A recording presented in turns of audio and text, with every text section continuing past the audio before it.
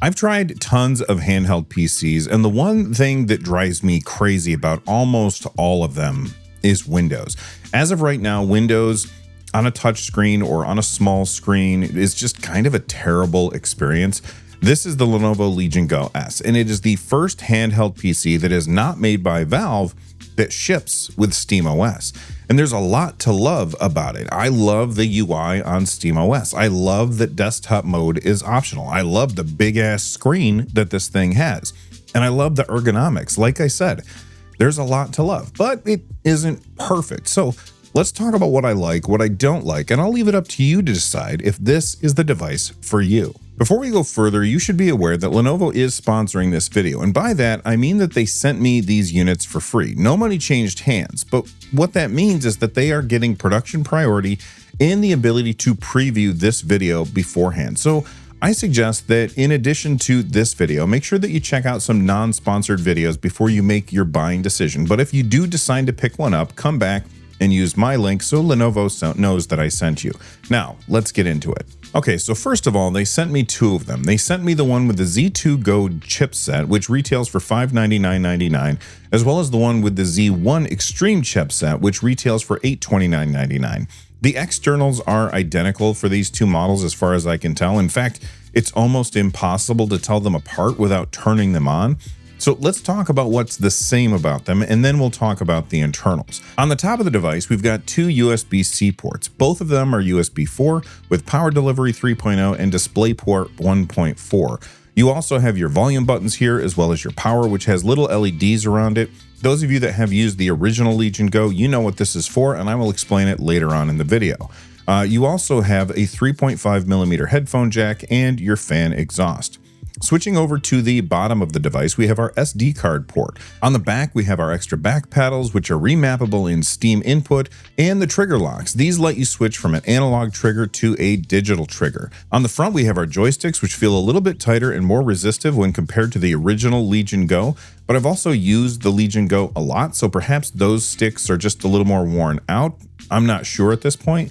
They also have LEDs around them, and I'll talk about those in the SteamOS portion of the video. I'd have liked to see capacitive sticks, but it seems like the only companies making those right now are Valve and Hori.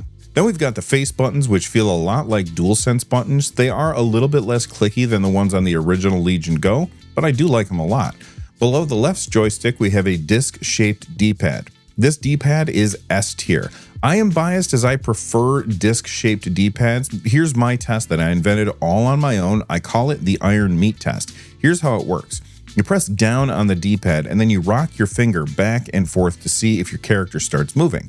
This tests for accidental diagonals, which this D-pad passes with flying colors. Hey, isn't that just my Contra test? No, this is a totally different test, Russ. I would never steal your Contra test. Yeah, it is. Anyway, next up, I want to see if I can get purposeful diagonals. So I'm going to fire up Street Fighter 6 and see if this D-pad is Hadoukenable or Shoryukenable, which it passes with flying colors. I'm not even very good at inputs like this, and I had no problem firing off these moves. So it passes the iron meat test, which isn't like Russ's Contra test at all. And yes, it is. Same thing with Hadoukenable and Shoryukenable. I definitely invented that stuff. You know what, Russ? You're right. I'm sorry. Anyway, onto the trackpad. It's very small. I actually found it easier to navigate desktop mode using the right joystick instead of the trackpad. And honestly, when you're in desktop mode and you are mousing around, it's like constantly giving you haptic feedback and buzzing.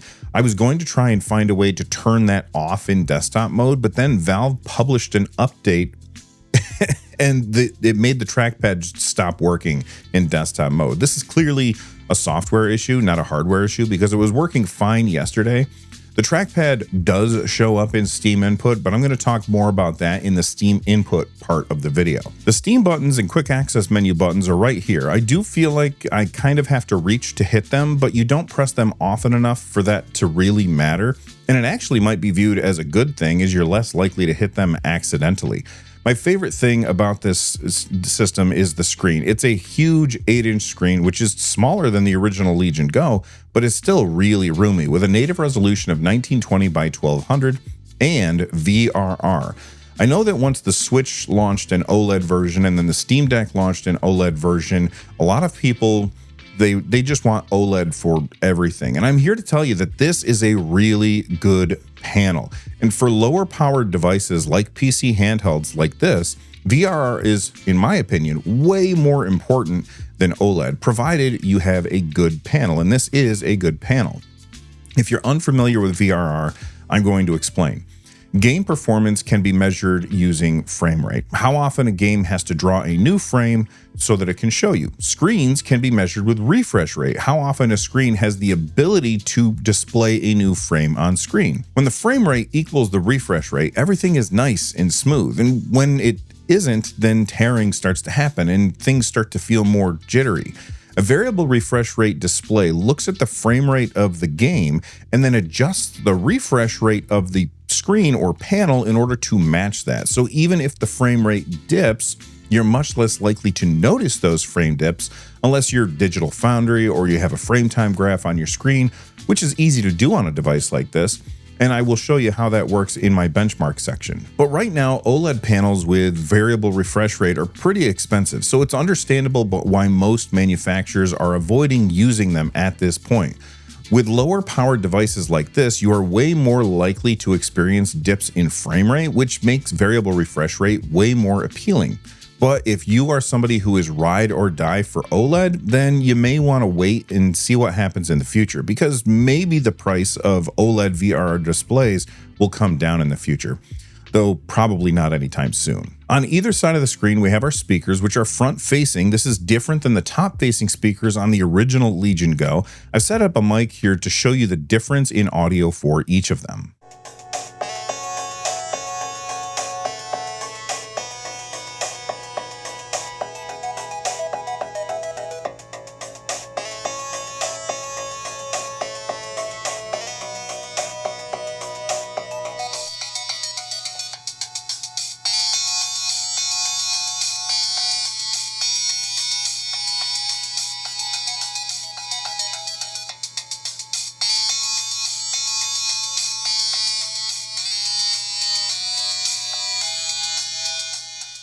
Okay, they sent me two of these. Why did they send me two of these? Well, one of them is the lower spec model, which has 16 gigs of RAM and the Z2 Go chipset.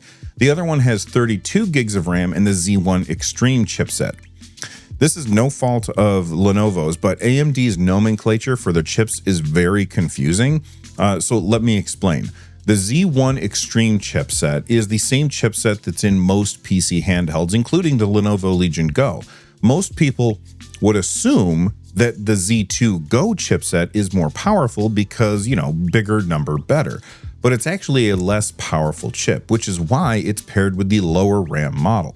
When we get to the benchmark section, I will put on screen which device I'm showing at the time, but I also think it's going to be fairly obvious because the results will be better on the more powerful chip with more RAM. Though it is important to say that benchmarks are not the be-all, end-all of a device. If you ask me, I put convenience way higher on my checklist when I look at a handheld. Then comes ergonomics, then probably the screen, then the controls, and then dead last is power. The battery in this device is 55 watt hours, and that's for both of the devices. Let's move on to the fans. The fan is audible in performance mode, but it's a whooshing sound, not a whine, so it doesn't really bother me. In low power mode, I couldn't hear the fan at all, and I also couldn't hear it in balanced mode, although if I held the device up to my skin, I could feel the wind blowing, I could feel the air moving. Here I've got the microphone set up from my speaker test, and I'm going to switch between the different power modes so you can hear the difference in the fan. I will say that when the timer is done, I'm going to start talking in, so I don't want to scare you because it's going to be pretty quiet for this part of the video.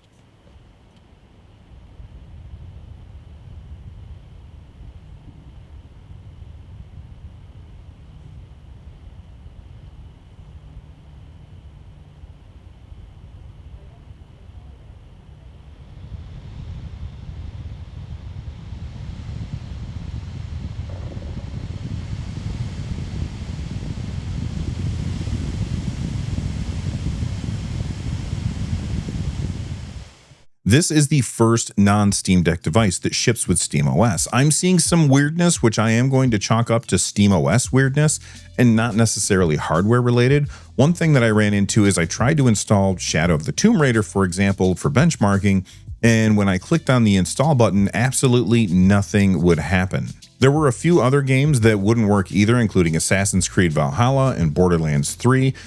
Since then, Valve had issued a patch yesterday which fixed this, but it is expected to have growing pains with an operating system on a brand new device. Remember how janky the Steam Deck was at first?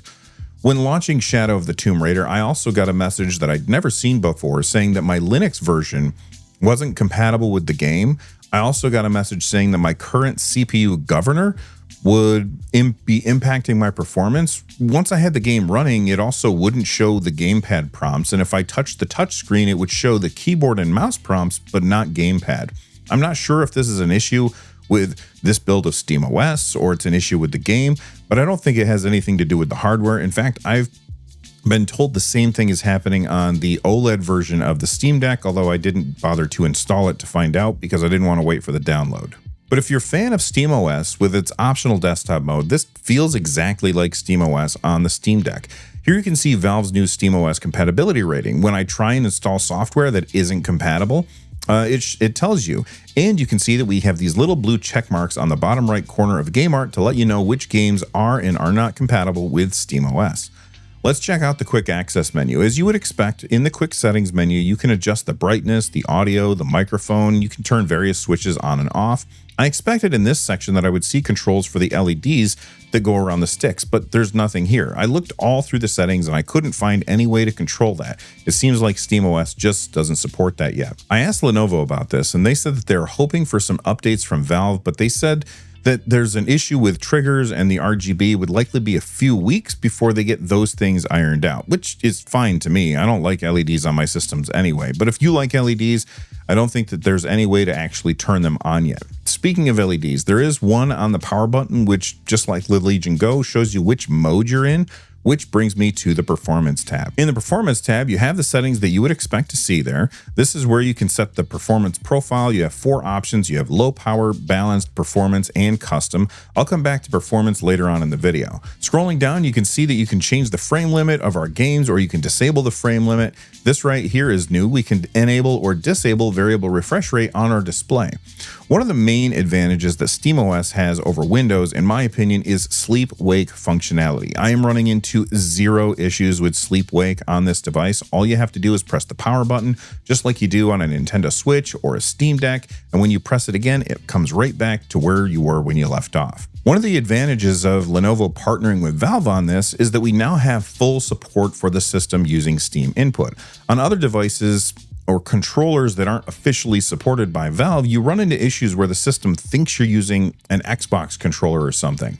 This means that some functionality of your device might be missing. On the Legion Go S, this isn't an issue because SteamOS knows exactly what hardware there is, and we don't have to resort to tricks in order to get good controller layouts. Let's talk about the trackpad in Steam Input. I probably wouldn't use this in virtual menus because of its size, but I have found a really good use for it. You can bind it to be a mode shift button, which then you can use to change your left stick into a radial menu whenever you hold down the trackpad. I'll have a tutorial on that coming in the near future, so subscribe for that.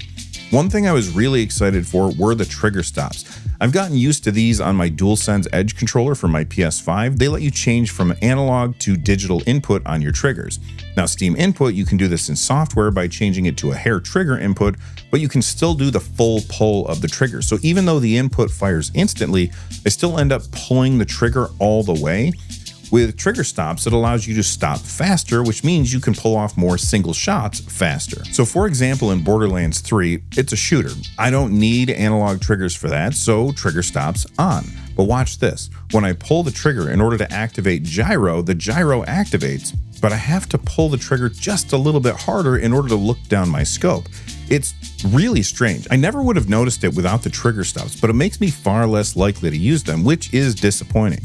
That said, this could be something that's easily fixed via a software update from Valve. I reached out to my contact at Lenovo, and they said it seems like it's a firmware update that caused the lock triggers to not work properly in all games with trigger stops on, and they're hoping for a fix from Valve in the next few weeks. Before we talk about performance metrics, I think it's important to note that I am running on beta software because this is as yet an unreleased device. In fact, I had to go into the command line on Linux to update manually in order to get the latest version of SteamOS specifically for this hardware. Here you can see the games that I've captured on this and how they run. I'm also showing at the beginning of each clip the settings that I'm using for each game. For almost all tests, I will be in performance mode and I will have the performance overlay on. Now that I'm done yapping, I'm just going to show you some gameplay and some music, and we'll see you on the other side.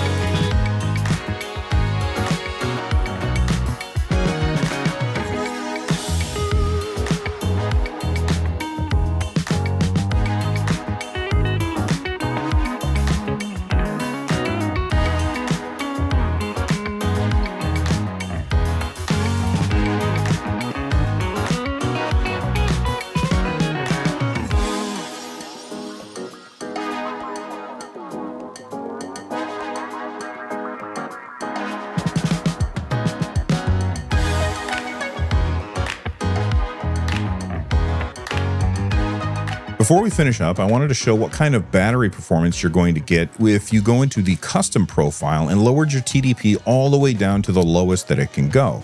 So you can get an idea of how long you could play on this device with a lower powered game that doesn't require nearly as much power.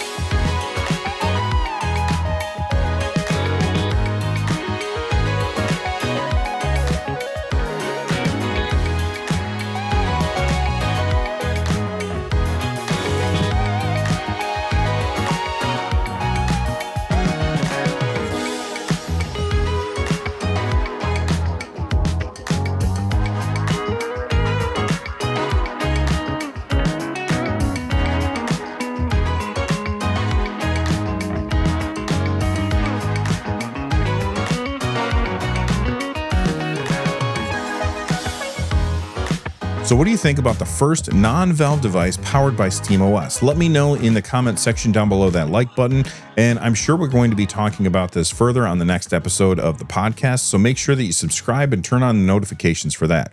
From the NerdNest, I'm Bill. Stay rad, and thanks for watching.